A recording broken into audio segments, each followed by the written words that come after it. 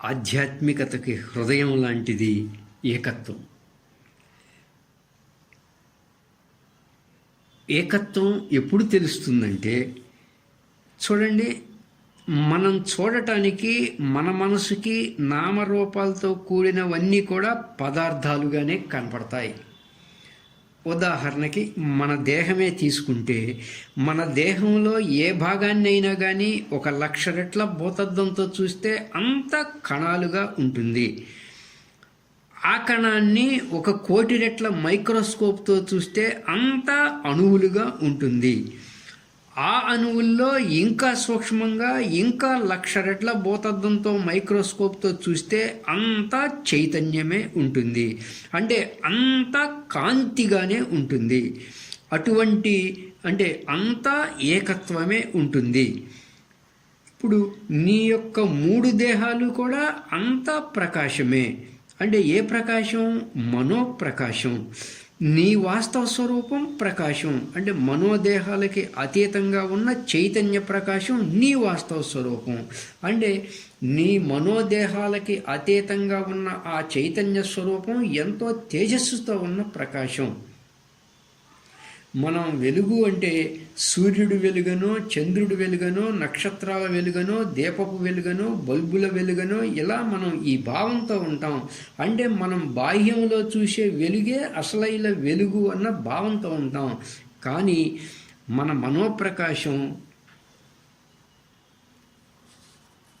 ఈ బాహ్యంలోని వెలుగుల కన్నా ఎంతో తేజవంతమైనది.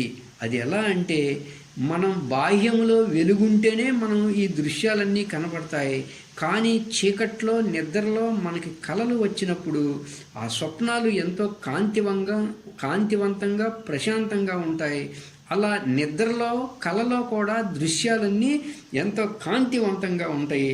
అంటే మన మనోప్రకాశమైనటువంటి వెలుగు ద్వారానే ఈ స్థూల శరీరము, సూక్ష్మ శరీరము, కారణ శరీరము అనేటువంటి 3 అనుభవాల ప్రకాశము జరుగుతుంది.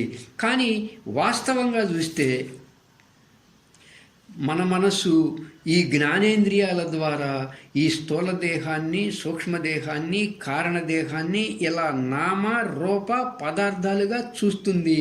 ఇదంతా మన మనసుతో ఏర్పడిన భావాలు, మనసు యొక్క ప్రకాశం. మనసు యొక్క ప్రకాశం అంటే నీ భావనలే నీ దేహం, నీ భావనలే ఈ విశ్వం. అలా మనసు మన మనసుకి నామరూపాలతో కూడిన అంతా కూడా పదార్థాలుగా వేరువేరుగా కనపడతాయి.